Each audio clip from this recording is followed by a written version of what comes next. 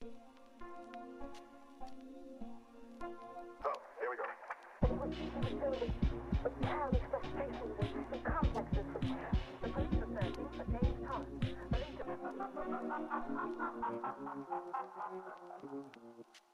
Hello, hello, hello. You're listening to Midnight Movie Gang, and it's currently 10:15 p.m. Night Movie Gang. Weird to be saying this now because we just recorded a quick episode on Sonny Chiba's The Street Fighter right before this, which is going to come out before this. So hopefully y'all folks have listened to that and checked that out. That was a fun movie, fun episode. He rips a guy's nuts off. Rips a guy's nuts off. It's pretty cool. Spoiler alert.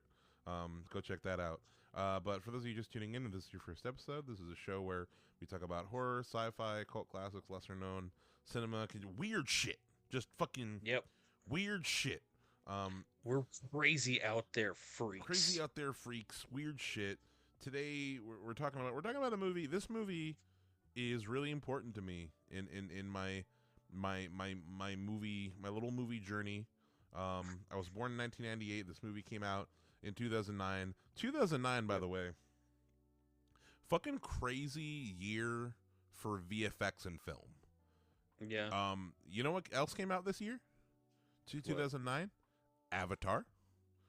And crazy. And the first of the Star Trek 2009. The first of those Star Trek reboots.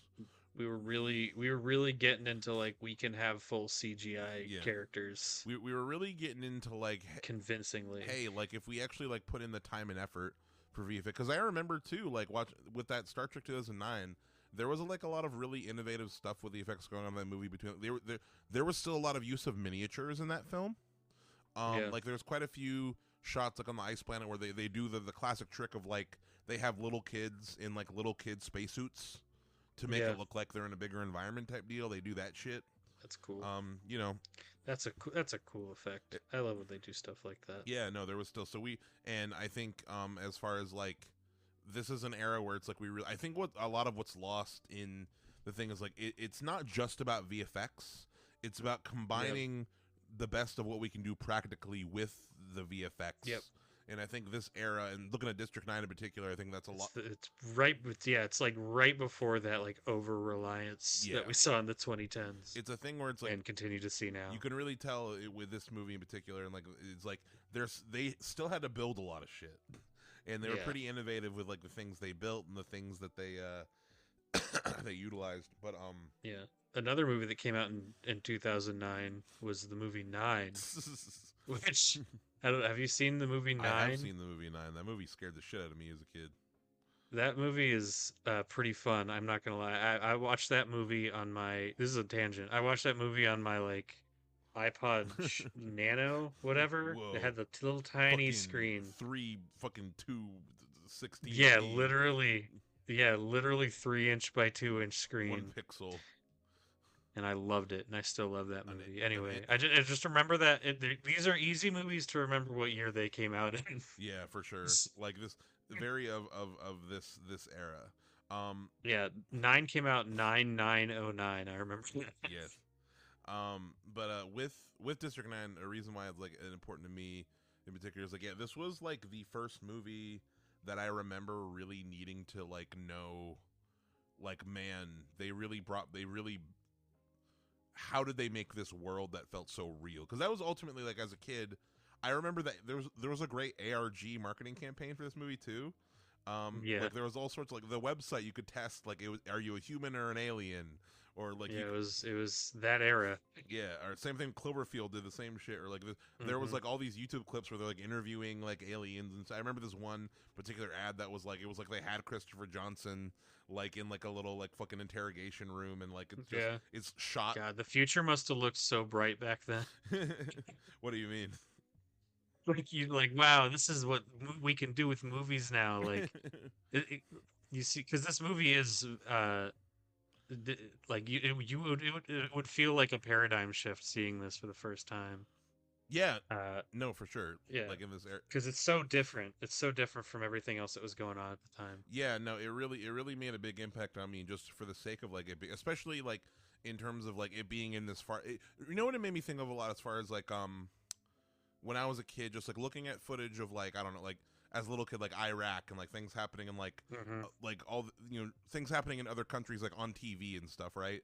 this was Yeah. the first movie that felt like, oh, you're playing on, like, Yep.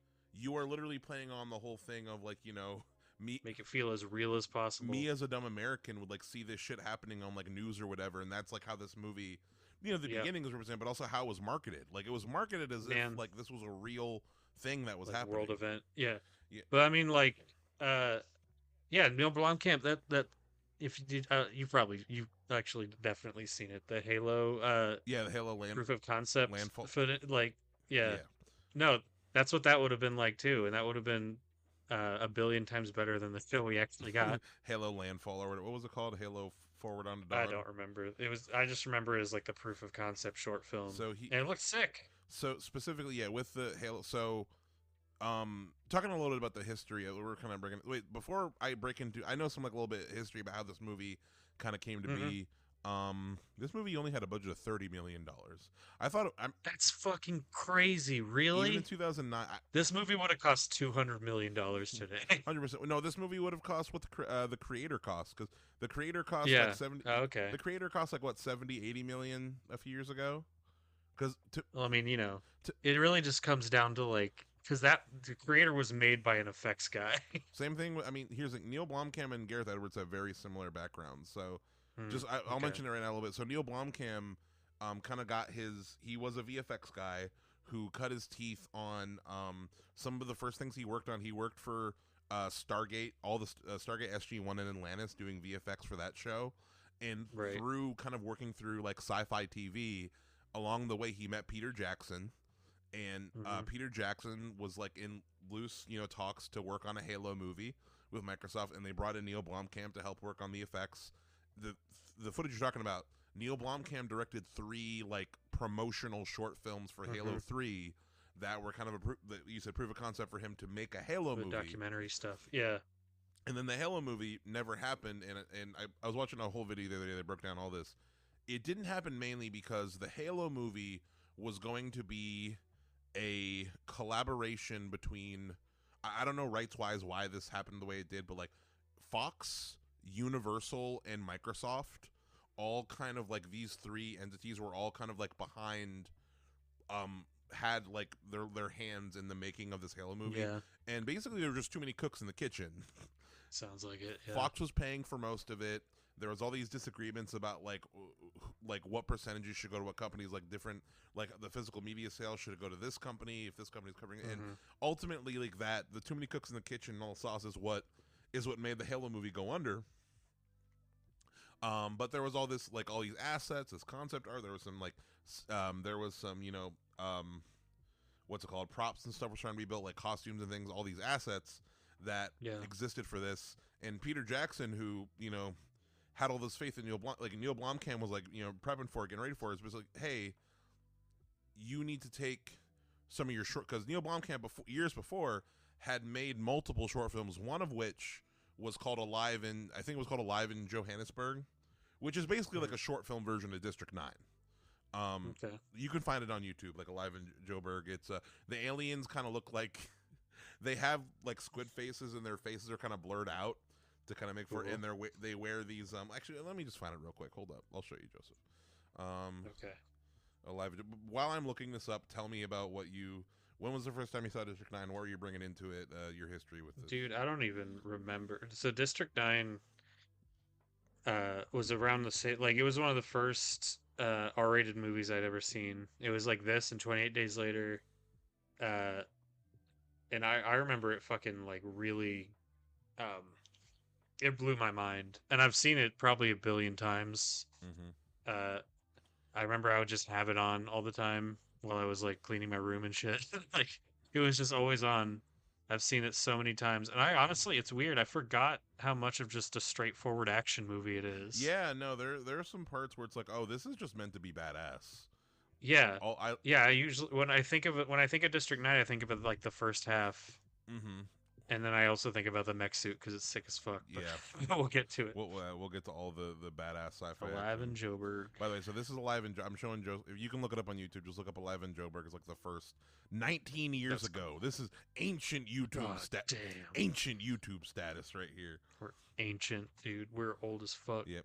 So this It made was 2000, 2008, yep. 2007. So you can find a folks online showing Joseph. So you see what the aliens look like, Joseph? Yeah, They're kind of there's like yeah, masks. they're kind of squid face. That's my problem. Yeah. The old school squid face masks. Yeah. So basically yeah. So like Peter Jackson was in it, and there's the spaceship in the background. Yeah, the ship just hovering. So That's sick as fuck. so basically, Peter Jackson at the time, the Halo movie goes under. Peter Jackson's like, hey man, I will still help you. Like, but you're a talented filmmaker. I want to see you have a vision. Like, Live and Joburg's got sauce. Make a feature length version of that. And This is a cool idea. Yeah. And it turned into District 9, which I mean, this movie was a box office hit. God damn. It was a critical darling. Yeah, so 210 million against a $30 million budget. So it definitely made its budget back. And it never got a fucking sequel. We never got District 10. I mean, that's what led us to get Hollywood makes no fucking sense. That's what led. I'm excited to talk about when we get to Elysium and Chappie, because I mean it was successful enough to where like they allowed it got Neil Blomkamp his trilogy, his sci-fi trilogy, which I'm trying to find. I ordered the box set. Trying to find it somewhere. It's gone. It's forever. Somewhere. But basically yeah, no, it was a critical successful hit. Oh, this movie got nominated for Best Picture. What? Yeah. You would never see like a medium budget weird sci-fi body horror sci-fi movie action horror movie. Yeah. get nominated for Best Picture in the year of our Lord. 2026. Wow, that's crazy.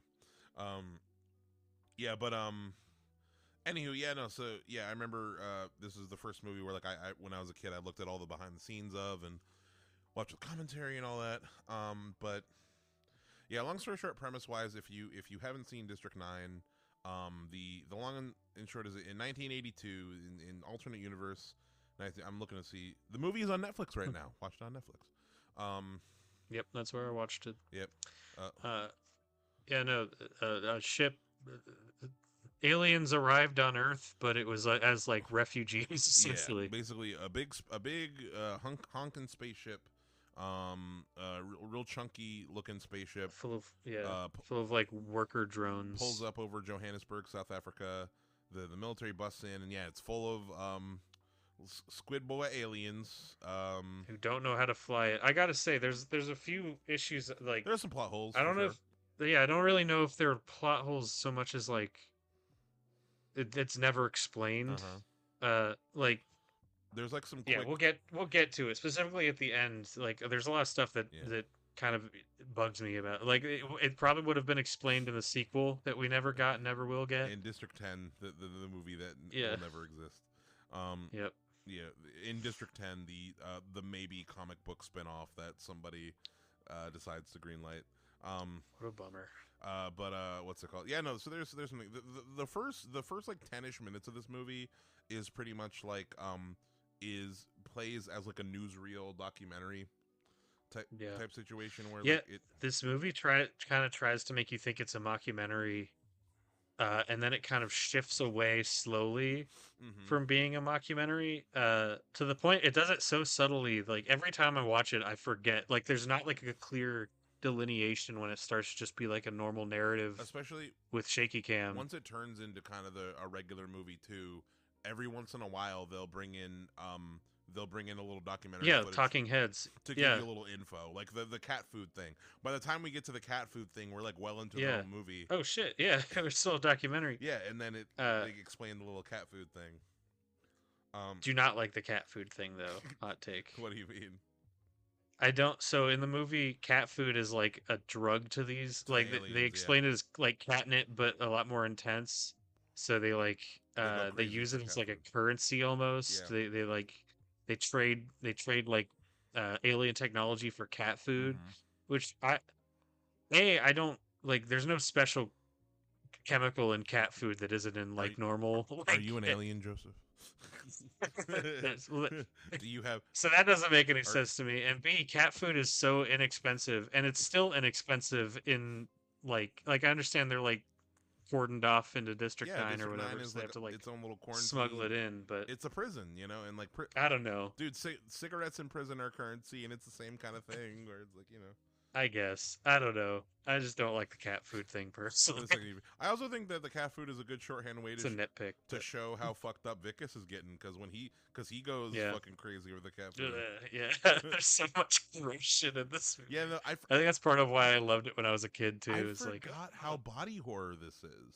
yeah, This is the this movie's Fly gross as in shit. part. Yeah, from Like- beginning to end, this movie's gross. Literally, I completely forgot how there was a couple elements that I forgot. That plus like the action in terms of like I love the sound design of the guns. I think is my favorite thing. Yeah, With like yeah. Honestly, like, make a sequel, but make it a video game. District 10 the game actually would fucking rip. Yeah, because I remember being a kid and being like, "Why is this not a game? Who are you playing? This looks so fun." Who are you playing as though in District 10? Are you playing as an MNU soldier trying to survive the Nah, man, I'm a prawn, prawn. and then I can get into a mech suit. That's true. And you just lay waste to the MNU boys. Yeah, dude, you got the weapon. You have all these different weapons that do all this different crazy shit. Yeah, I think that actually, I think this calls for a PS2 era. There's two campaigns that you play as the Autobots and the Decepticons. There's a human and a Yeah. prawn campaign in the District. I 10 video see. I see a PS3 game called District 10 Revolution, game. and it's like a 5 out of 10 game, but you can't keep going back to it. You wait. The human campaign, you're like, okay, hear me out. They've been in the human campaign, you're a soldier who's like, they've been trying to figure out a way to make another Vicus, kind of, right? Like, because the whole thing is like we're kind of skipping around with the whole thing of like trying to, because the whole thing is like that's valuable of Vic is that he can the alien guns, the weaponry in this movie is DNA DNA locked. is fused. Totally a video game mechanic, but like only you need alien DNA to use You the can't weapons. pick up alien weapons as a human. So in the District 10 game, what it would be is like you are a soldier who's like years from District 9.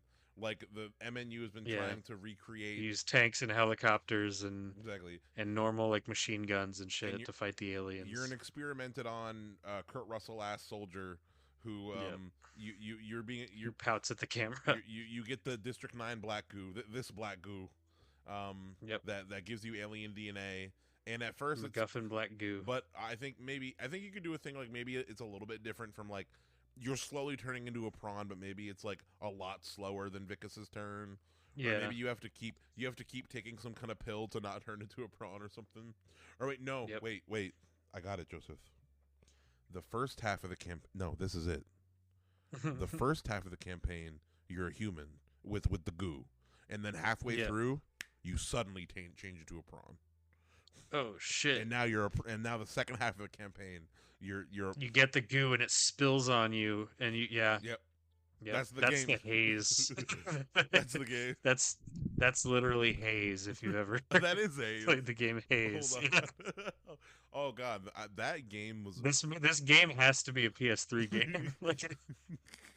And the cover would look very similar to Haze. Maybe it'd be No. The cover would be half. It'd be a face that's half the prawn face and half your human guy's face, and you can tell it's and you're both like angry looking into the camera. Exactly, that's the choose your side, holding a gun. Yeah, exactly. We need to go to that reality where I bet life's a lot better in that reality. In the universe where we got the District 10 video game sequel. Yeah. They don't do enough like fucking sequel game. Like didn't Incredibles have like the Incredibles game? There was that was like an official sequel to the movie. Dude, every movie had a fucking tie-in game back then. Like you fought the Mole Man, like you played Mr. Incredible in Frozone, and it was just honestly, District 9 is just like a masterclass in wasted potential at the end of this. Like it's like because you would see I know Elysium and Chappie came out. I might as well have not seen Elysium, and I haven't seen Chappie, and I know that they're both kind of disappointing. Or seen as disappointing. I don't know. I haven't seen them yet. The general, and also through, like I said, I'm about halfway through Elysium now, and there are things not blowing you away. There are things there are elements I like more than I thought I would, and then there are first off, it's very clear Elysium. Like I think they're using the budget well. Like there are actually some shots like of space when like we're rolling in on Elysium, like, damn, this looks fucking badass or whatever. Yeah, I saw Elysium in the theater with my dad when it came out, and that is just a Like, memory hole at this point. my biggest problem so far, and we're gonna talk about it more when we do the Elysium episode.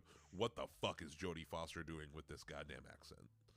Okay. Do you remember? All right. You remember you watched Elysium? I don't. I remember Jodie Foster's in it. I don't remember her accent. She has. Is she doing like a fake South She's South doing African a fake accent? French accent.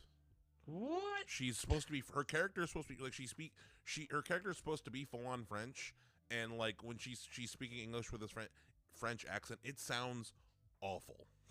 That's weird. Like I can't take it, and it's got. I'm pumped for that actually. It sucks because like I actually think her character is pretty scary because she's the villain and she actually is a bastard. Like she pretty much is like, yeah, fuck these poor people. Yeah. But like they can stay on Earth. Damn it. her voice, like the I don't know why she decided to go with that voice. That's so funny. For this character. They cast Jodie Foster to have a French accent. That's hilarious. It's fucking weird, but yeah, no, like I said, I've been like it's been okay so far. Like the action's been good. Yeah. It is a thing where it's pretty much like man, watching this in a 2026 lens, I'm like, this is just capitalism right now. Like this is like this isn't very exaggerated, like dystopian at this point. yeah, pretty much like it's not that far where it's like, yeah, like no, Amazon would make someone go into the big microwave. They're literally trying to do that right now. Amazon would be, because the whole thing is like I don't, spoilers for Elysium, Rich people but like, escape into space. Matt Damon works at a robo factory. There's a big microwave that like it's just a bacteria killing microwave. That's the whole thing with this microwave. It's just a big microwave that kills the bacteria off the robots. And the thing's jammed. And like Matt Damon tells his boss like, hey, the thing's jammed, the door won't close. And his boss says, go inside the big microwave and unjam it. And Matt Damon's like, no, I'm not gonna fucking do that. That's dangerous as shit. Get cooked. And his boss is like, well, if you don't go inside the big microwave, I'll just replace you with somebody who will. And then he goes in the big microwave and he gets fucking cancer. Yep. And that's the and it's like no shit. And I'm just watching. I'm like, yeah, that happened at an Amazon warehouse yesterday. I bet. Yep. Like. Yeah, that shit. Yeah, we knew about it back then too. Yes. You know, so it's not. But anyway, we're not talking about Elysium here. We're talking about District 9. That's for next time. That's for next time. Tune in next week for Blomcam Z. But anywho, what were we even talking about with it? I think we were talking about the tech and the stuff, which I want to get to. Yeah. Bring into the plot, but yeah. So the first 10 minutes are like this documentary. We get introduced to our main character, Vickis Veneman, played by Vickis van der Merwe. Van der Merwe, played by Sharlto Copley, in his fucking first movie. This was his first. That's his first movie. That's insane. This movie honestly is his first time acting. Can I love Sharlto Copley in literally everything I've ever seen. He's never been bad ever. He's Hardcore Henry. He's the best part of that movie. He's basically the main character of Hardcore Henry. I don't know if you've seen Free Fire. We watched Free Fire together, and he's great. I fucking love Free Fire. He's really good in Free Fire. Oh, I forgot he's in Monkey Man. He's in Monkey Man, yeah. Oh, he's really good in that too. He's like the announcer guy in the ring, yeah, and he's funny and yeah, I remember like he plays fucking the Unabomber in Ted K, and I love that movie too. Mm-hmm. He was in the shitty Old Boy remake. Real ones know that we covered that. Yeah, real ones back from episode 2 with a show. Wasn't he doing like a weird accent in that movie? He was doing a weird accent in that movie. Like nobody knew. They had him like trying to do like an American accent or something. I don't know. He was the best part of it. But he does a really good one in Ted K. I don't know. He was the best part of the A-Team movie. He was howling Mad Murdoch in the A-Team movie. Wickes and Charlize. Yep. Wait, what is Vickis and Charlize? Vickis and Charlize. It must be. He was in a short film where he plays. I think it's the same character. I think it's Vickis. It looks like a little YouTube short film about. Oh. Deleted scene type deal. He's not an alien yet. It doesn't. He's not yet. It's before he turns into an alien. But yeah, no. So this is his first real movie. So I think if I remember correctly, I was looking up some behind the scenes on it. He was like a writer or like one of the producer. Like I think he was like a writer that worked with Neil Blomkamp. Used computers, a production company. Copley led Blomkamp. He played. Sorry, I'm just reading his Wikipedia real quick. Copley improvised all of his dialogue. That's crazy for District 9. Really? Wow. That's fucking crazy. I remember he's so good. He's really fucking good in this movie. I was reading something. I forget exactly what his role was, but like before he was cast as Vickis, he had a role. He was either a producer or like a writer in like the early stages of District 9, and he never had any intention of playing the part or being an actor, but I think I remember reading it came to a point where like it was basically like nobody else knows this character better than you. You just have, and he kind of it just by default like you have to play him because like nobody else like you get the character the best. Yeah, it's great because he's kind of he's a weenie, kind of a dumb bureaucrat. He's not a good guy.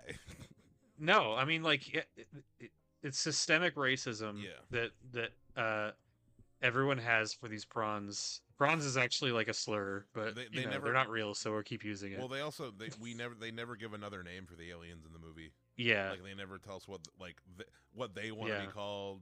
Like you could just call them the aliens. But like exactly. Yeah, that you don't know like their proper name for them or anything like that. They wouldn't give a shit neither.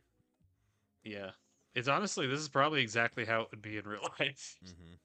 Yeah, no, this shit goes down. Actually, I was watching rewatching. I actually rewatched District 9 with my boy Zach here from the Franklin County Film Club. And when we were watching the opening, he's like, "Yeah, this is just what would happen." Yeah. Exactly. They would be there, and then no one would know what to do about it, and everyone would argue about it, and then they would just still be there 20 years later. And then the mean racist military would come in and just fucking lock them. And try to relocate them to a different concentration camp. And there'd be all sorts. Something I kind of forgot, like very briefly in this movie, there's like some protesters outside MNU. Like they mentioned, like they call them human rights. Like, would it be human rights? Wouldn't it be? But we never see the perspective, but there are political forces in the world of District 9 that are pro-alien. That we just you would hope so. Yeah, we just never get it. And that. But it would be like anything else. It's like, well, like I support them having equal rights and them not living in a slum, but not near me. Powers that be don't. Yeah, so it's like I don't know. Fucking it's like homeless people. It's like yeah, they better live somewhere else, not near me. Yeah, exactly. I just don't want them here. Yeah. Fucking what's it called? That's what. But yeah, no, we get like a little history recap of like the ship just kind of came down over Johannesburg in South Africa and just randomly and they cracked into the ship and they just saw like these like half dead aliens who were just like they show it and it's like they're like burning cash and barrels and shit. Yeah. No, they're just there's like slime on the floor. They're like worker bugs that like don't really know anything. Apparently they don't know how to fly the ship except one of them does, which doesn't make any sense. Yep. Except Christopher Johnson, who and his son. I remember as a kid I always assumed that he was just like a scientist or whatever. Christopher Johnson was like not necessarily like the pilot, but like just one of the higher up alien dudes, an engineer or something. That's kind of like what I always gathered. Yeah, and because like you see, spoiler alert, like Christopher Johnson flies the ship at the end, like using a dropship like module that apparently like that they show like footage of it like falling off when it arrived. And the big thing of the movie is getting it back onto the ship so they can fly it away. And it's like, well, they never explain why it fell in the beginning. Yeah. They never explain really what this black goo even is. Yeah, and also that they use. The black goo is fuel, but what's confusing is, and I remember. But why is it like genetic material that like turns you into a? That doesn't make any sense to me. And I never caught that until I watched this as an adult. I was like, why is it both? Why would that necessarily be? It doesn't make any sense. And like, is it fuel? Like it doesn't. They don't explicitly say it's fuel. Christopher Johnson explicitly says we need the fuel to get up to the ship. The canister. He says fuel. Yes, he says the word fuel. Because like I was like, is it like? Or he says like fluid. I'm pretty sure he says fuel. He might, yeah. I don't know. I took it as like maybe it's like some kind of genetic material that like helps them like pinpoint and navigate like exactly where their home planet is or something. It doesn't really make I don't know. You could kind of make sense in the sense like so all of their technology, their weapons are based on DNA, right? So maybe that's why like maybe their gas is DNA based. I don't know. Maybe it would have been explained in the sequel we never got. Yeah, we never got the sequel, so they'll explain it in District. It's just infinitely frustrating every time I watch it. In District 10, the video game. Yeah. So, basically, what's it called? So District 9 is a slum that is right below the ship in the middle of Johannesburg. And long story short, the thing that is like progressing Now, what Vickis is hired to do, Vickis is the head, kind of the corporate head of this project to relocate all of the aliens in District 9 from District 9 to this new, like, slum that's, like, far away from Johannesburg, like, that's in an isolated area called District 10. He got promoted due to nepotism because he married the boss's daughter. And it's funny. I like the boss is the bad guy who doesn't really get like much of a comeuppance or anything. I like how a lot of the interviewees when they talk about Vickis, a lot of them are like, yeah, he's kind of dumb. Yeah, and you see the interview with him, and you're like, oh, this is kind of like a dumb guy. Yeah, like this guy it seems like he's just like failed upward to this position. No, very much. He's kind of like Michael Scott. Or something, just in terms of he did. Very similar vibe. Fumble. He's just like a dumb bureaucrat. He clearly thinks that he's clearly like has the same bias as everyone else does, where he's racist as shit. He sees them as like he's racist. He sees them as like inferior, super inferior. He like it's honestly for me it's like my favorite parts of the movie is like he eats his words as harsh as he can. They roll into they're going into District 9 to give eviction notices. Like due to like international law or something, they have to technically get their like approval and hand them an eviction notice before they can force them off of this land, their only home that they know. Yeah, and they're really pieces of shit about it too, because like they really don't like, they need the aliens to like sign the thing, but it's like they really, as long as they fucking touch it, scratch. One of them knocks the clipboard out of his hand, and he's like, well, that counts as a signature. And they're like bribing them with cat food and shit. It also doesn't take long for them to like shoot up, like to kill a few aliens who are really, the aliens are confused for them. That's the biggest thing. Is like they're not given, because they're like, what even is an eviction notice? I don't know what that is. Like because they probably wouldn't know much about humanity anyway. Like they're penned off and cordoned off in this like camp for 20 years. They separated out. I mean, there's a reason this movie's based on South Africa. Oh yeah, no, I think it said specifically it's inspired by District 6 during apartheid. I don't know much about it, so I'm not going to speak on it. Yeah, but I don't know anything about the real history beyond like South Africa racist problems. But I do know that didn't they use a lot some interviews they used were actual people talking about like actual other groups of people. I'm not sure. And I think that might be like a false trivia, but I have heard that. I don't know. That's very possible. I mean, like especially like some of the they do some quick little cutaway candid footage, like some people on the streets, you know, in this opening as well. But they're like going house to house, and they're handing out eviction notices. And one of the grossest scenes, like there's a lot of gross shit. One of the grossest scenes is Vickis. Vickis finds like a bunch of alien eggs that they're feeding, like with like cows hanging from the ceiling. Is like they're just trying to like reproduce, but it's like no, this is not allowed. Can't do it. And he's like, hey, let me show you what we do. And he's like all smiles, he's joking around, and he's like pulling the fucking nutrition out. And he's like, the little guy's just gonna go to sleep there. And then he's like, here from your first abortion, or a souvenir. And it's really fucked up. And they burn the shack, and he's like, you hear that the little guy pop like popcorn. Oh, I remember that. I remember as a kid too, that really popping popcorn. I love that he ad-libbed all this. Yeah. He really does know this character. He's a slime ball in this. I mean, he's a slime ball in this section, but then like once the turn happens, how do I put it? I will never not just feel sorry for it, because he goes through not just the physical transformation. God. It's like the Fly. He's just in constant horrible pain from like. It's the Fly plus like he's a fugitive. And also everybody from the point. Yeah. Everybody in his life thinks that he was hooking up with aliens, because that's like the cover story. Yeah, there's like a picture of him doing it.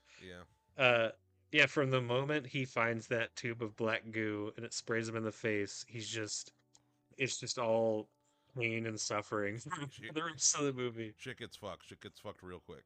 But Yeah. yeah, he rolls. Oh, but yeah, there's also the military guy, Oh yeah, the PMC guy, Corbus, Kubus, whatever his name is, who comically asshole face. evil bastard. Yeah. He has an asshole face. The minute you meet him, he like tries to punch Vicus or like he's just immediate Yeah, asshole. Vicus is like, this is over the allotted amount of ammo, and he's like, I really like his death at the end. He gets like when he yeah. gets pulled apart by all the prawns. I'm like fucking sick. I like his speech later when he's like, I love killing you, He's prawns. like, I love watching I your kind can't die." believe I get paid to do this. He's like It's fucking getting sexual. it's like, Jesus Christ, dude. Yeah. No, he's Yeah, he's sick bastard for sure. just a crazy guy. Yeah. One of like 3 antagonists in the movie. Yeah. But what's it called? Yeah, so this is all going on. We see Christopher Johnson, his yellow friend, who I don't think like yellow alien friend. Yeah. And then his What's his name? His name's Paul, I think. the one that gets killed? Yeah. I don't remember. I saw it on the Wikipedia page. Paul. You saw it, Piet Smith on one of the oh, it might have been. Oh wait, so there was one guy that played like most of the a District 9 prawn who assists Wickus in fighting the MNU. He also played Grey Batman and all the so Jason Cope, this actor, did the motion capture for Christopher Johnson and all the others. He also plays like one of the dudes who's interviewed. And you see him like they cut back to him. Oh shit! Yeah, that dude. That's a dude from one of the Talking Head interviews. He's one of the talking head guys. He does the That's motion. crazy. He's like the reporter guy. Yeah. That's so fucking cool. It is, and he plays Christopher Johnson and all of the aliens in the movie. He does all the motion cap. That's sick. And he the behind the scenes. I had no idea. Most of the time, it's like it's him on stilts, or like he has a or they do literally. He's in a mocap suit, but they have like a fucking tennis ball on a big stick coming out of the top of his head. That's so funny. But yeah, no, but they're out hunting for black goo. Hunting for in the trash, trash piles from alien tech. They got enough black goo finally. It's taken them 20 years to get a few drops of black goo. And just when they have it set up, fucking Vicus and the Gestapo show up at the door. They come in and he fucks around with it and it sprays him in the face. He puts it in a bag. He's like, this is clearly a chemistry type of a set. He's so funny in this. It's definitely alien. You can see from the marking. Yeah, it's not a weapon, but definitely illegal. He kind of is Michael Scott, like big time, actually. That's a pretty apt comparison. I love they start to get in like a little spat and like they start shooting at each other, and he's like, and he throws. Oh yeah. Cat food. It's a distract. Oh yeah, no cat food. Distract him. Yeah, and then that gives us the cat food flashback. But yeah, no, he's really funny in this opening too. Honestly, like even though he's being a dick to the aliens, he's like, "Hello, little he's guy. Just so hello, stupid. Hello, sweetie. You want a sweetie? You want I'm the sweetie man. I'm the sweetie man." He does this like some funny. I remember it always got me later in the movie when he gets knocked out and he wakes up in the command module or whatever under. Yeah. He's like, this is a fine. This is illegal. Oh yeah, this is a fine. This is all very illegal. There's a good for as serious and dark as this movie gets, there's nice little bits of levity. I think thrown in there like at the right moment. Like I remember when they're storming MNU, which by the way, it was way too fucking easy for them to break into that motherfucker. Yeah, with just that's a video game level, 100%. But when he blows up one of the soldiers, like we're not gonna kill anyone. He gets shot and then he blows up the soldier. And Mr. Johnson's like, "Fuck, why'd you say we weren't gonna kill anyone?" And he's like, well, "He shot at me." He shot at me. Yeah. There's some good little bits like that I think. Yeah, Vicus has no issue murdering in this movie whatsoever. Really, No. It doesn't. I mean, he has a problem the first time, but we'll get to that. Yeah. Yes, we will get to that. So Vicus, he's getting sick. He's got black goo coming out of his face when he's eating a burger. Also, his important thing, his arm got broken. His whole arm's in a cast. It's an important thing to know. His arm got broken. It's in a cast. He had the black goo sprayed in his face, and he had like a little episode when it happened. There's a little like party, like he's like clearly feeling sick. He gets party. a burger. This is after he fucking pulls his fingernails off with his teeth. Yes, in the bathroom. Yeah, he's really getting sick. He has like I said, it goes downhill real fast. But yeah, my favorite, when he shows up at home and it's all dark, and his wife's like, "Baby," and he's like, where's the bathroom? I need to get to the bathroom, honey. I think I just crapped my pants. And then the lights come on, and everyone's like, "Ah!" Yeah, that is a good bit. Yeah, no. That makes me laugh every time. I just kind of wish that everyone kind of reacted like they just heard him say he crapped his pants. Everyone's like, "Oh, nah." They kind of. I think I fucking missed that detail. Um, No, yeah. but Uh, he passes out this at the is the part. quote some perv scene. He like passes out at the party, right? Like he Tony Sopranos. Those, Yeah, yeah. He gets a talking to from his boss, who's also his father-in-law, for mm-hmm. for someone getting their arm ripped off at the at District 9. Yep.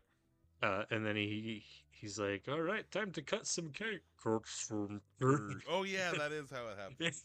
I think about that every time. He's getting all And then he woozy. throws up black goo all over the cake so Yes. no one can have any. And then he passes out Tony Soprano style. Yep.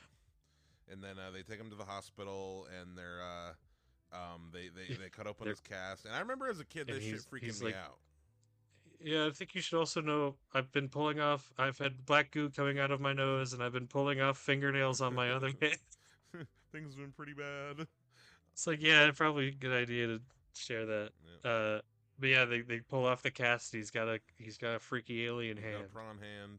And I remember as a kid, the Yep. first time I saw that, I was like, "Whoa, that is not at all what I like." I wasn't really expecting, and he freaks out appropriately. Yeah, And then pretty quickly they fucking rush him off to Area 51. to MNU. Yeah, To the where they're MNU alien torture lab. yep. And they immediately first thing, can he use the guns? Can he use the guns? It's their immediate first. They test it with the alien hand. It works, and then Yeah. they test with the. And I remember like when they test with the human hand, you see basically they're in the lab forcing him to do all this shit, and then you see like the bureaucrat like head guys watching on a monitor like, yes. Yeah, And when yeah, he grabs the gun with the human hand and it works, they're like, oh shit, this is this yeah, is the shit. yeah. Oh, before that, they're watching on the monitor, and they use like this little drill, and they drill into his arm, and he goes, Yes. "Yeah," and he's like, "That's a strong pain reaction." Yep. And that makes me laugh every time too. It's like, oh yeah, really? No, it does look painful. Like when they show close, it's good makeup too, because like it's almost Yeah. like the alien is bursting out of his skin because they show Yeah. like, little strips Oh. of skin.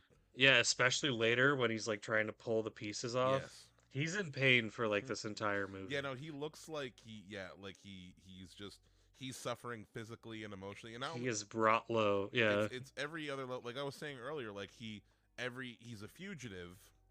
Everyone in his life, his friends, his family, and his wife thinks that like he's caught some kind of alien STD. Yeah, from fucking aliens. So it's yeah. not even just Who they all think are like the lowest scum on the planet. yeah, like everyone hates him. Like and he Sharlto Copley just plays the weight of it so well as far as like his entire life got destroyed like that. Like instantly. Yeah, instantly. Yep. And yeah, no, his whole so long story short, yeah, he's in like like we were saying, he's testing out the weapon. At first he's just shooting at some pigs or whatever. Yeah. And he's like, I will not shoot Yeah. that pig. Sir. I will shoot another pig. Yeah, because they bring out a prawn Not just with any, a big X spray painted on his back. Isn't it Mr. Yellow? Isn't it the prawn that was Christopher Johnson's friend too? Oh, maybe. I think- I thought that. Yeah, I guess they did pack him up, didn't they? Yeah, yeah, because he's on the table later. Yes. Christopher Johnson sees him later. Yeah, it's Mr. Yellow, the friend prawn. That's what I was called when me and Zach were watching. I was called him Mr. Yellow. Yeah, Mr. and they Pink. use Miss- and then they use the cattle prod to make him shoot the prawn. Shoot the It prawn. gets splattered with gore. Yeah, splattered with you, the lightning gun, which there's a bunch of cool ass fucking. I assume that one of your The weapons are fucking sick. one of your props is one of the gun. There, you know what the weapon design reminded me a lot. Like we were talking, it's a lot of canister based. Like Yeah. the prawn technology is very canister based. It's very gooey. Very. Everything's very slimy. Yeah. But the weapons are reminding me a lot. Did you ever play any of the Resistance games? Yeah. I was getting Played the first one, I think. Yeah. big Resistance vibes from a lot of like the. Yeah, the aliens kind of look the same too, a little bit. No, they look the Resistance aliens are more lizardy. Like they hold up Resistance Yeah. aliens. They're more. Oh yeah. That's not what they look. Yeah, wait, these guys. That's what I remember them looking like. Similar build. Yeah, I guess they just tall, weird fuckers. Yeah. Yeah. God. Resistance remake when? such a unique idea for a game too. and then just went away and never came back. and just never give us more Resistance. Give me more Infamous. Yeah. But Anyway, anywho, yeah, back to District 9. So yeah, so he escapes. he escapes easily. That was another thing too. When he escapes, so very easily. they're about The MNU is obviously very easy to get in and out of. yeah, because when he escapes, like literally, like he breaks out of his straps. He knocks out a couple of doctors. There's no guards near him. There's no armed guard. But not only that, he pops out of the place, and I thought in my head, I was like, they're in some facility. Like, wait, he pops out. He's like, oh no, you're downtown. Yeah, no, he's just in the basement of the MNU building. There's a fucking Domino's across the street. Like, it's like a schnitzel shop. yeah, fucking or whatever, Mick Racist Donald's. Yeah, he's just like walking around in like a medical gown. Yeah, With his alien arm just like out, Yeah. and he's just able to do that. I love the part where he goes to a payphone. He's trying to call his wife and shit, or he's going through all of his coworkers and friends. Yeah, trying to get yeah. them- They do like the talking heads. Like he tried to call me. I don't. And he acts like he tried to call me, but and then when he's doing that, someone yells at him like he's a shot, and he's like "fuck off!" And he like flips someone off with his alien hand. He's like Yeah. "fuck off, man." Yeah, he is just. Yeah, and then he's hungry, so he goes to a schnitzel shop. He goes to a schnitzel burger shop, and while he's in there, the TV shows his face. Like Vic is known to They have show this him fucking. the There's picture that picture of him him, fucking an alien. which is just a shot of like him, just a weirdly angled shot, and they just blur Yeah. out. Like it's Yeah, a shot from earlier. it's a really bad picture. Yeah, but it's still enough to convince people. Everyone in the restaurant's like, ah! and dude comes up with a shotgun and tries to shoot it. Runs away from him. So he ends up. So he ends up fleeing in District 9, and something they mentioned it earlier. I want to mention it now, because it starts to come into play. So within District 9, there is a human presence of these Nigerian gangsters. Right, yeah. Which they talked about it earlier. We didn't mention it now, and it's important because it's one of the antagonists. There's this Nigerian gangster leader guy who's he's evil wheelchair man. He's evil and he's in a wheelchair. And his whole shit is like they do a lot of the dealings with the aliens, like buying weapons and like trading for cat food and stuff. Buying weapons that they can't use buying weapons they can't use. But yeah. this Nigerian crime lord believes like that eating alien body parts will imbue him with the power to do which by the way, which also leads, I'm going to say my prop now, that when we first get introduced to them, there's like a little flash where we see like this like witch doctor lady like holding up an alien arm for him to eat. The fake arm. Yeah, like, it's like an alien arm. She's like preparing it for him. You must eat them. I want the arm. I don't know why this like arm. She's like lifting it and like fucking like showing it off and shit. And I'm like, that's what That's a good pick. I want the arm like on like a little stand on a shelf, just like cleaned up, like maybe in like a glass container. Hell yeah. Yeah, that's my prop. But yeah, so he ends up in District 9. He buys some cat. That's what this part. He buys some cat food. Yep. Yeah, does this look like a burger stand to you? Does this look like a pig or? This is doggy style with a demon. I remember that. Yeah, that was a great line. How do you get this one doggy style with the demon? That's later when he goes to buy the guns. But anywho, what's it called? Wiggins and Christopher. Oh yeah, no, yeah, that is later when he's trying to buy the weapons. Yeah, I forget how he. Yeah, but no, he's like, I'll take that, guys. I forget how he comes across Christopher. Does he like? I think he's on the run from somebody, and he ducks into Christopher's house. Yes, I remember. No, it's after he goes to cut off his arm, right, with the axe. Yes. That he steals from the meat stand. Yes. And he chickens out and he cuts off his finger, and it looks really fucking painful. Yeah. Yeah, and he's bleeding out. Who's chasing him? I think MNU shows up and was like hunting for him. Yeah. So he like ducks into Christopher's house, and then he's like, "What the fuck? Oh, what is all this?" And then he passes out from blood loss. Exactly, he passes out. And then Christopher drags him down into the command module basement. It's really funny too, because he just like opens the trap door and he like pushes his body in there, throws him in there, and then he like walks away, and then like 2 seconds later you hear his body come up. And then so it's like. And then doesn't the little kid just like watches his body fall? The little kid alien. Yeah, something like that. The little kid alien's really cute in this movie. He doesn't have a name. Yeah. But there's some like CJ. CJ. Well, CJ is Christopher Johnson. I think his son's name. I don't know. CJ here, man, hitting the drop ship, Marley activates some other ship. Oh, could be Chris. Oh wait, no, I guess the kid is CJ. You're right. Yeah. Yeah. All we had to do was follow the damn dropship, CJ. Yep. So yeah, Vicus wakes up, and Christopher, we get a little bit of an exchange where it's like, I need the fluid, like I could, like, to get up there, and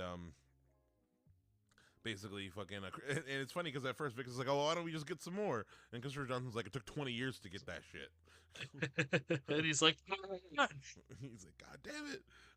Yeah, no. And he keeps I love because it works. This is like a good benefit of his dialogue being ad libbed, because he's like, so he does this like multiple times. He's like, so you're telling me you turn this arm into like this arm into a normal arm. This arm's gonna turn into this into a normal arm. You really He's feel like, it's like the desperation. Yeah, no. He just wants everything to go back to normal, for God's sake. Yeah, no, and then they formulate a plan. He's like, oh, I know where it is. I know it's at MNU. So we got this like, first we'll need weapons. Yep. And at first they're like, I'm not going to do it. It's a suicide mission. At the end of the scene, at first they're kind of at a standstill, and then we get kind of like these two scenes intercut that I really like, where we see, which this is also another interesting scene as far as like a suggestion of a larger world.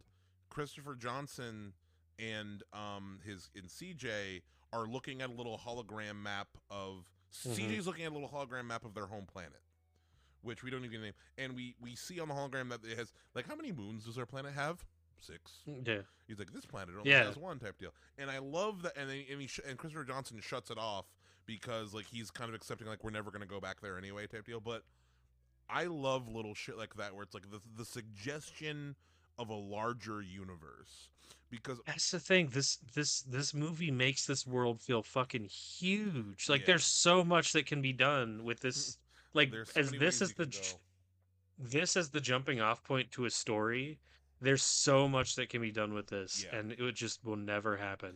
No, this movie is so frustrating for that. I bet each of those 6 moons have fucking names and shit, and like, they probably colonized those 6 moons the prawns have, and like, but it's like, it's not even like, and is there like, do they all look like that, or is this just like the working class looks like this? Is like, are there fat moons?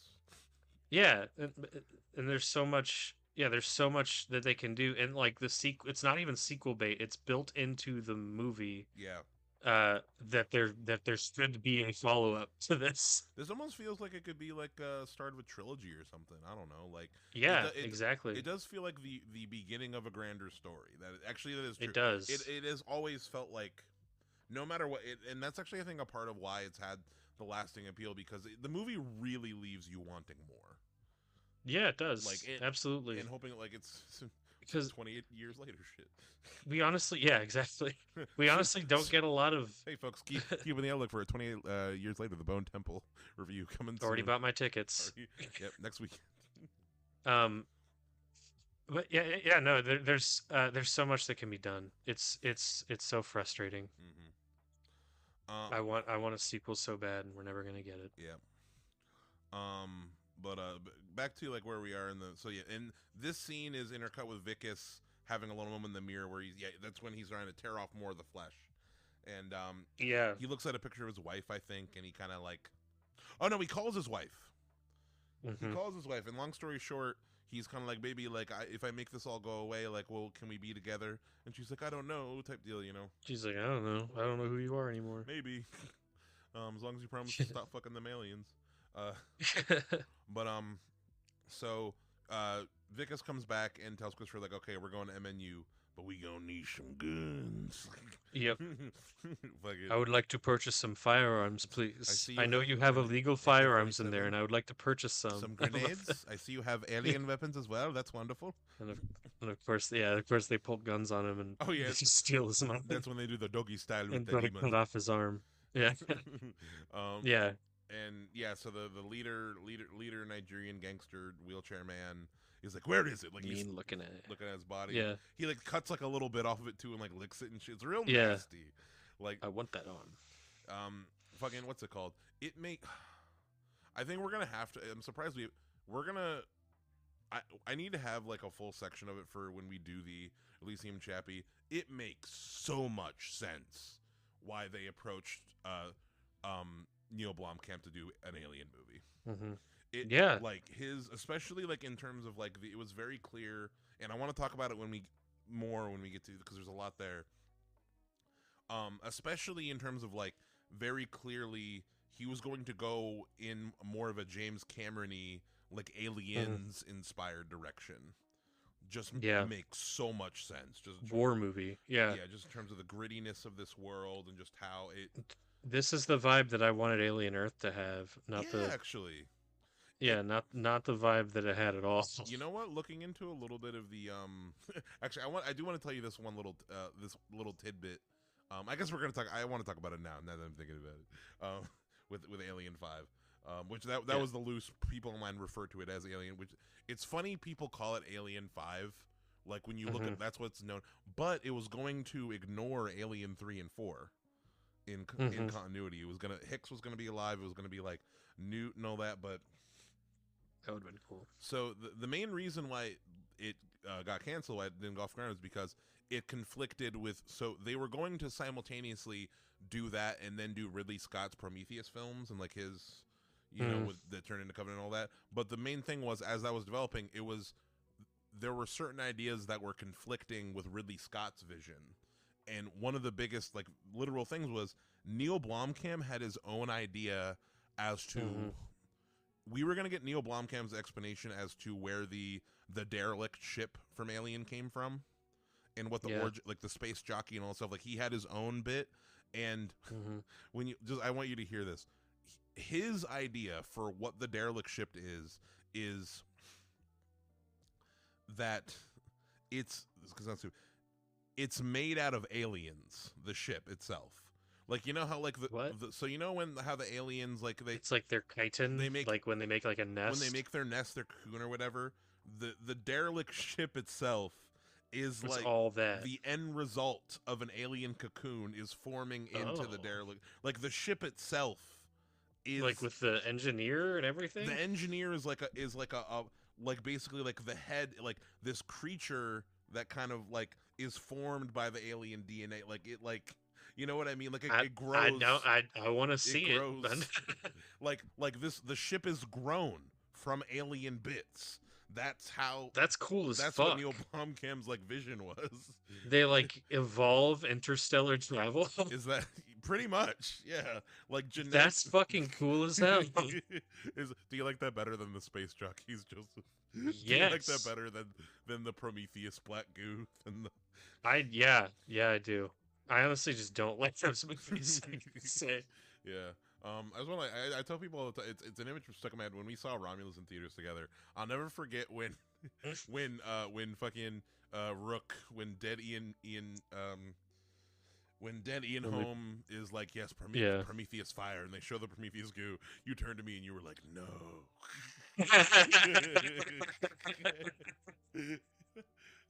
That was so baffling when I saw that. I was like, "They what?" Thankfully, they didn't take it too far. They like, but because you're I mean, the end monster is like, yeah.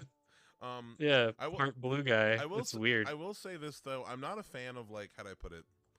On some fundamental level, I something that with the Alien franchise, like the fact, even though technically the Alien vs Predator movies don't really fit or whatever, technically speaking, I appreciate that like we have such a wide arrangement of events that supposedly all happen in Mhm. the same universe that are Yeah. crazy different. Yeah. Like I don't know, the idea of just like being like, oh, these movies didn't happen is kind of lazy to me.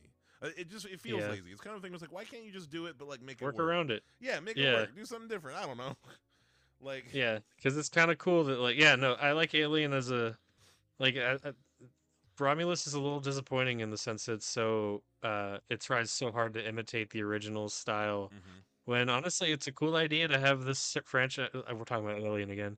It always comes back. Also, I like part of why I It's a wanted cool idea to have the franchise be like directed, every movie directed by a different director and have like a different vision behind it. I think that's cool. Yeah, like I don't know. I like the fact that it goes in weird, like even things I don't like. At least I think are like interesting or fun, for the most part. Yeah.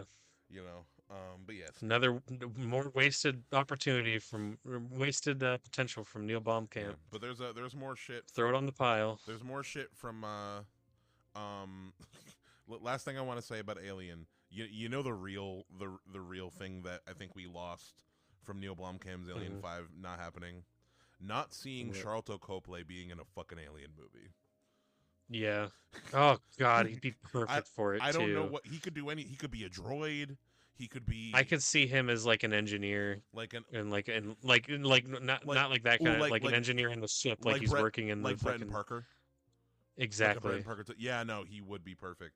Shit. Yeah. Like just like I can totally see him like being down in the gunk somewhere covered in oil, like.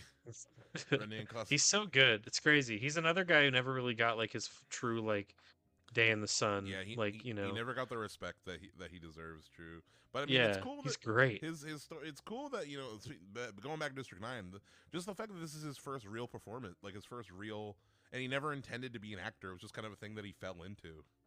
And he improvised everything. It's crazy. Yep. But yeah, no. From the moment when they're about to cut off his arm, and he picks up a gun and fucks up a couple of these gangsters, just, like, sonic blasts. It's just full action movie from here to the end of the movie, and it's pretty fucking sick. Yeah, it gets it. Like there's some points when my eyes glaze over, but it's fun. Like it's really good. Yeah. I love the sound design. But it's a full on like big large scale action movie. Yeah. Yeah, no, they get the weapons. They get a couple big crazy guns. And then they just bust into MNU. I like the blue cloud lightning. The lightning gun. Blue lightning gun is my favorite. Like it's kind of zigzaggy looking. That's my favorite. But yeah, they bust into MNU. It's pretty sick. Him and Christopher Johnson, just them two, really not that well guarded. Yeah, they just kind of go in the front. Yep, they kind of just roll up. We get that funny just moment. Go down into the restricted secret lab. I mentioned the funny scene earlier. He shot me. He shot at me. Yeah, he shot at me. Yeah, no. Christopher Johnson finds his dead friend, and they find the black goo. He finds Mr. Yellow. They find the fluid. They make a bomb, and they steal a car and rush their ass out of there. And then it's a whole fucking it is a big chase scene from here. It's Mad Dash to the house. The only other moment of like kind of pause we get a little bit is that Vickus and Christopher Johnson, they make it back to Christopher Johnson's shack, and we have a little bit of a second. And this is kind of the reveal that because like the twist for he's like Vickus. The twister for Johnson. Twister for Johnson. Christopher Johnson's like, it's gonna take a little longer to fix your shit than I thought. Okay, that's cool. How long? 3 years. 3 years. Yeah. Like, sorry, the clicking. You maybe. Just like on my ears. You said three fucking years. He's like, no, it's fine. I guess I'll just stay here behind. And he fucking knocks Christopher Johnson out. Exactly. Tries to steal the shit. And his explanation too is that like and by the way, just as far as like you get a lot of emotion out of Christopher Johnson's eyes. I think. Is the big because like the face he doesn't have a mouth really, he doesn't have like, but like he has these like big very expressive eyes. Yeah, they have the big googly eyes that sell kind of like is when he finds Mr. Yellow especially, you see how devastated he is. It's like it's a well realized. They can't really emote through their voices. They can't. It's really just all through eyes and body language. Yeah, and I think it's very well done. So point is, Christopher Johnson, he knocks Christopher Johnson out, and then he takes CJ. He's like, "It's okay, sweetie, we're going to fly out of here." And I don't know if you know, the ship has goo controls. You shove your hands in the silly putty. And it's so funny. The only other time, immediately I was thinking, you ever seen the Tim Allen Zoom Academy for Superheroes? No. You never saw that movie? There's a spaceship in that movie that has goo controls the exact same way. That's crazy. That was the immediate thing I thought of. Who stole from who? District 9. I think Zoom came out first. Hold up. Zoom Academy for Superheroes. Hold up. I think Zoom was 2006. Neil Blomkamp, you got some explaining to do. But yeah, so Vicus tries to fly the ship, and can't. Yeah, CJ is biting his face. CJ is like fucking him the whole time. So we got to go back for my dad. Yeah, that's like the PMC guy's in there. He's fucking up CJ or Christopher Johnson, and then the ship as he's like leaving, the ship rises up under the shack, and they fall. And then it's really cool. It's also and we get like news coverage of it too, which is cool. I Because you love can imagine this being like a huge, like everyone stops what they're doing to watch what the fuck is going on in District 9. I love the little cut to the news footage and faraway stuff. It's like it's really good. Yeah. But no, they get shot down. A rocket launch shoots off one of the engines. And then the ship crashes like immediately. Can I say, as a little aside, the score in this movie, I'm not here for it, honestly. I really like the I like the vocal stuff. That's the stuff that you remember, but the rest of it is just like so bland, like Hans Zimmer orchestral score that I feel just does not match how gritty. Like this just doesn't match the vibe of the rest of the movie just to kind me. of some generic action score, just some. Yeah, it feels really generic for how out of the box the rest of this movie is. Yeah. I just wanted to put that somewhere. Yeah, I mean, not a big fan. It's not what I take from this movie. I think ultimately the thing this movie succeeds the best at is world building. I mean, they just build. Yeah. They build such an interesting world that just has endless. That's what makes it so frustrating at the end. Endless layers you can explore. Like so many like things that you could go more in depth with, but the ship crashes. It crashes into the Nigerian pit, I believe, is kind of what happens. It crashes and yeah. Well, it crashes and then they pull him out of the ship, and they immediately get attacked by the Nigerians, and then they kidnap Vicus and and they're about to cut off his arm, and and then CJ activates does something that like activates all the tech and the mech. Yeah, the mech like fucks them all up, and then Vicus gets in the mech and shoots a big grenade. It uses his head. It uses one of my favorite video. The catches all the bullets, then catches all the bullets in a Magneto. Literally Titanfall 2. Literally, and then shoots all the bullets back, and it's like, oh, geez, like. You need to earn a lot of battle like fucking Helldiver points or whatever. That is actually literally in Titanfall 2 if you've ever played that. I have not played Titanfall 2, but you catch all the hardware and then just shoot it back. Yeah, and you're in a mech suit in that too. Dude, this mech suit is the coolest mech suit I've ever fucking seen in a movie. It is pretty sick. The design is badass. Like the design kicks ass. I love that it has like a little like protruding head with like a neck that's sort of like tapers into the body. It's got some metallic prawn things. I love that it like clearly hurts a lot when it gets shot. Like hurts the person inside, like on a biological level. Yeah, it looks painful. I love Vicus looks like he's getting fucking screwed into it. Yeah, like it. Yeah, it like screws into your spine. It feels like. They do the Iron Man like holographic thing in front of his face, but it's cooler than Iron Man though because it's cooler than Iron Man because it's got a bunch. You see a bunch of alien symbols. All the hit markers. Yeah. No, it's sick. It's video gamey as shit, and he shoots the grenade into the mob boss's head, and it blows up in a really graphic way. Yeah, the alien mech suit level in District 10, the video game, is definitely the most replayed level. Yep, for sure, 100%. That's gonna be our next when we do like the video game shit. I think District 10 is going to be my next like fanfic. Like it's gonna be made from the same. It's gonna be Midnight Movie Game, like the game, the movie, the same movie, the game, the same studio that did my Men in Black game. Are also doing the District 10 game, for sure. But yeah, no, the PMC has Christopher, and they can't get him to talk, so they're just about to kill him. And then Vicus in the mech suit rolls up and he gets scared off by the big bad, and then he kind of comes back immediately. It's one of those. It's a little bit of a useless. You didn't really need it because he goes off. It happens kind of a lot in movies. Yeah, just like okay, we need to fill the time a little bit because this movie. Actually, never mind. I am going to come back. This movie's 112 minutes long, so it's a little under 2 hours. Yeah.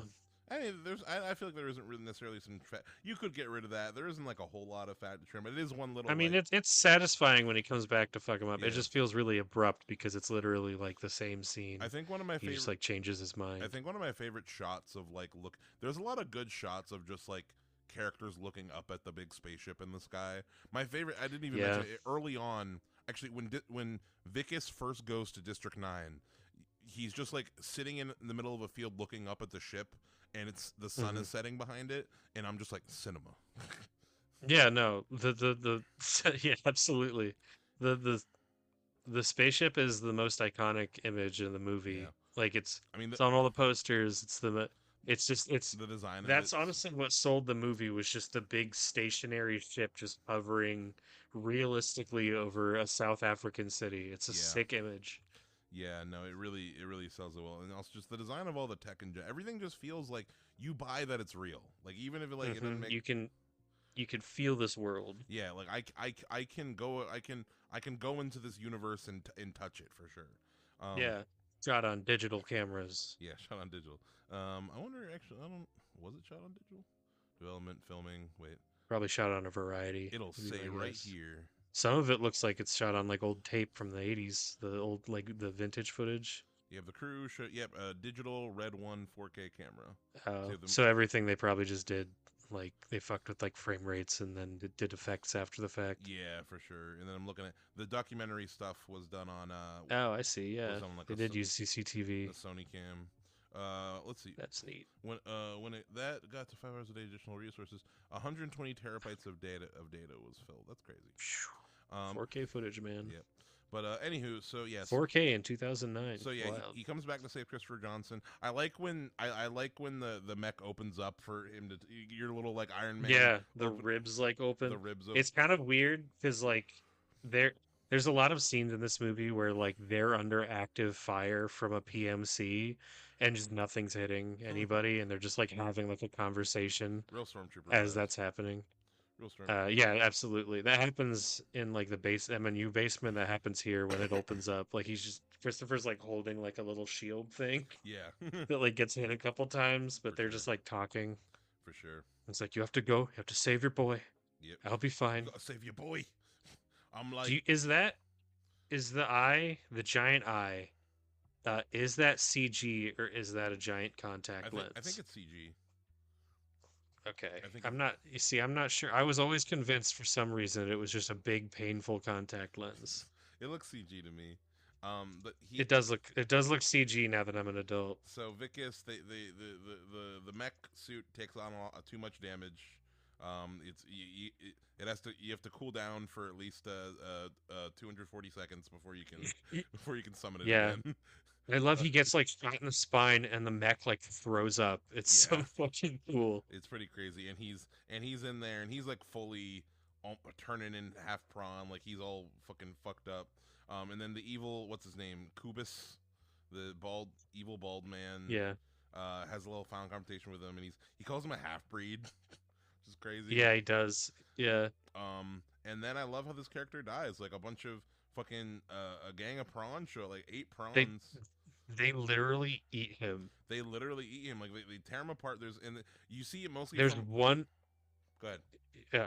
There's one who literally has his head hanging out of his mouth. And he's like eating the head. Like most of that is from a wide shot of the from like a helicopter. The news ship. Yeah. Yeah. And no, this is the last footage of the last known Vicus footage Fundamenta. of Vicus Fundamenta. And then you see it kind of end caps with like mostly the talking head footage, kind of explaining like nobody knows where Vicus went, and then it also Christopher Johnson takes the ship off and flies away, and they're like locks into the big ship, and then the big ship moves, and like, everyone's cheering. It feels like a really like momentous like world event that's happening. If I was in the world of District 9. and I saw all this going down, and I saw the ship leaving. My first thought, I would not be celebrating. I'd be like, no, they're gonna come back and fuck us up. I'd be like, why aren't you taking all of them with you? Why aren't we doing a whole? We're gonna. Honestly, it wouldn't happen. But like in the perfect, I guess in the better world, they'd be like, no, we need to prep for when they come back.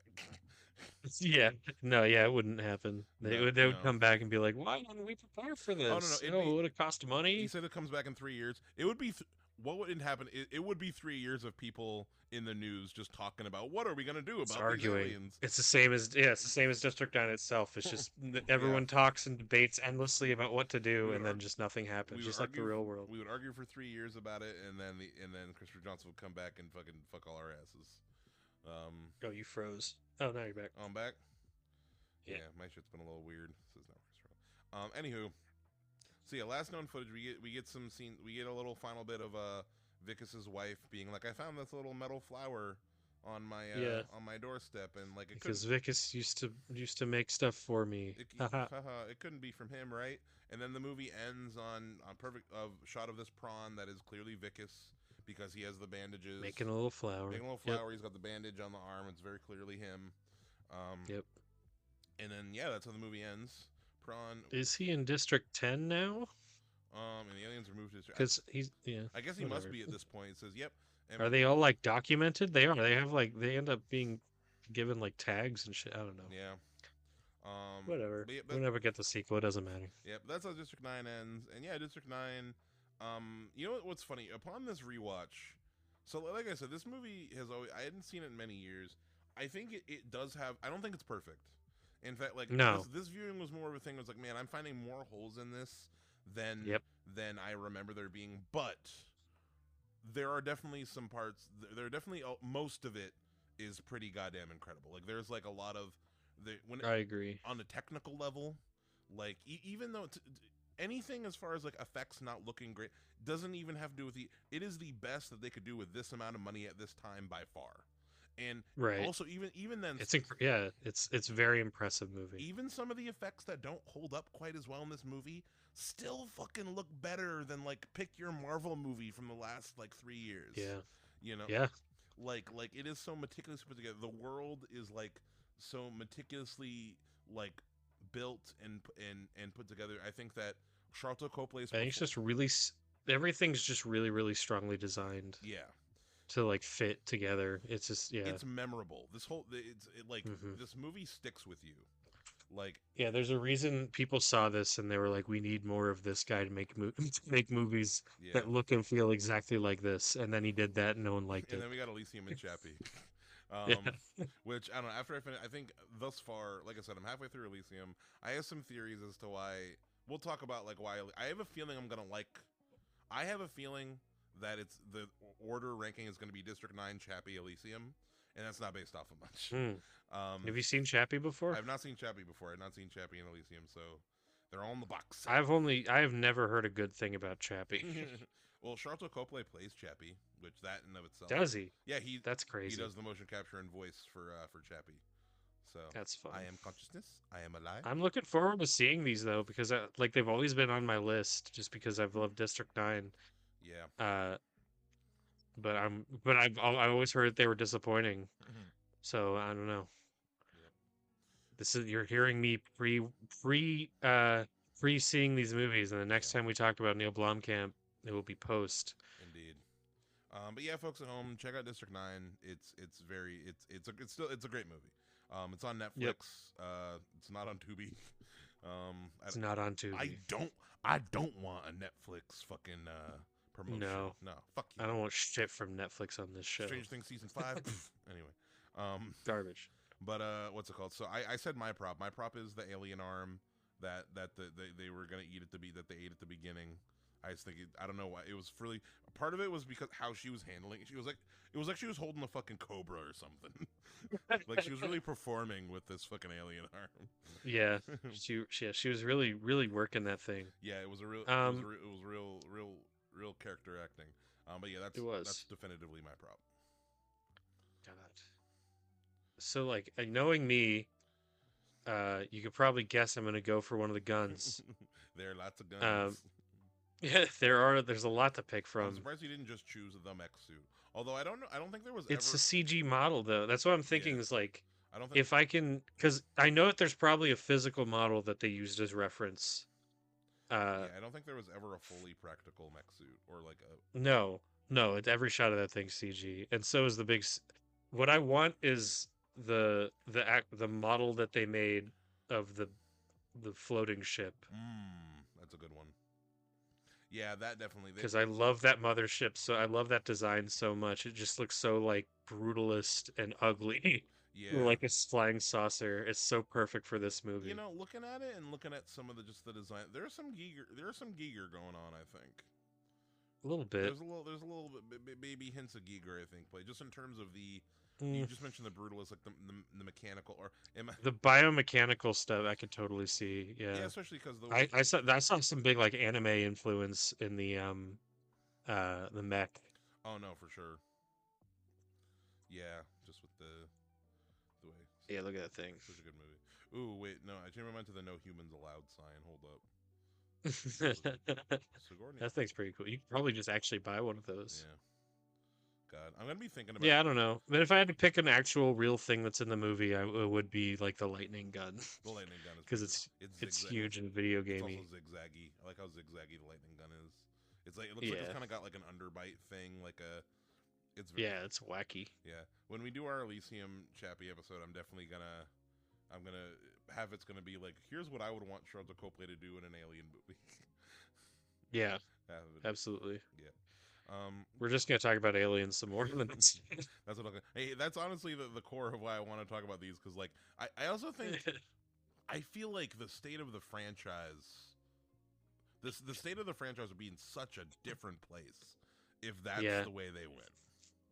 You know. Yeah, absolutely. But it totally makes sense. No, a lot of things would be different if Neil Blomkamp was given any of the opportunities he was promised. Yeah, and it really comes down to the only reason why is because like Ridley Scott's got way more pull than him. Like really, He was it's just a weenie about it. like, yeah. I mean, just Yeah, and then he made his god awful and movies. then he did Alien Covenant. Yeah, I'll the take. worst one. Yeah, no, Alien 5 even if Alien 5 was bad, it definitely would still be better than Covenant. I don't know. So I know we ranked our alien movies at some point, Yeah. but I think I'll go ahead and say I think I'd prefer AVP 2 to Alien Covenant Yeah, because because at least AVP 2 is like kind of fun to watch what you can see. AVB2 is fun to make fun. AVB2 is short as well. Yeah, that too. A- Alien Covenant is rough to AVB2 think about. has some decent effects when you can see it. Yeah, Also, the Predator homeworld, see the best 20 seconds of the movie. yep. Which you get more of in Badlands, I guess. I want to see the return of Wolf. Maybe that'll be AVP3 is the Wolf's redemption arc. I don't know. Yeah, he comes back. That'd be cool. There's so much they could do. But They accept it. They accept AVP 2 as like full canon. Like they're slavishly devoted. it's really the most important one in the movie. Hey, Yeah. it's the only other thing outside of Alien Earth that has Yutani as a character. Yeah. Because Yeah. Miss Yutani at the end. God. Okay, so folks at home, We're back to talking about Alien again. yeah, exactly. We can't say watch District 9. And we're gonna come back with you with Elysium and Chappie and more alien discussion. Other things stuff. 28 days later, the Bone Temple also coming out soon is there's gonna be a lot to talk about there. That's honestly my most anticipated. Right You now. know I'm hype about that. Yeah. They're showing it at like I said, we have a small little 3-screen theater in town, and they don't show everything, but they're showing 28 years, so we're gonna go see Nice. it there. But yeah, I am hype. I'm gonna watch a shit ton of movies to prepare. I'm gonna watch all 3 of the existing 28 days movies. I want to watch I've never seen T2 Train Spotting, but I heard it was cool. just get all the Danny and Boyle I think- in there. Yeah, exactly. Yeah. Anyway, But yeah, folks, thanks so much again. This has been Midnight Movie Gang. Go to www.midnightmoviegang.com to check us out. Go to YouTube, subscribe. Check us out everywhere. Have a nice night, folks. Bye-bye. bye.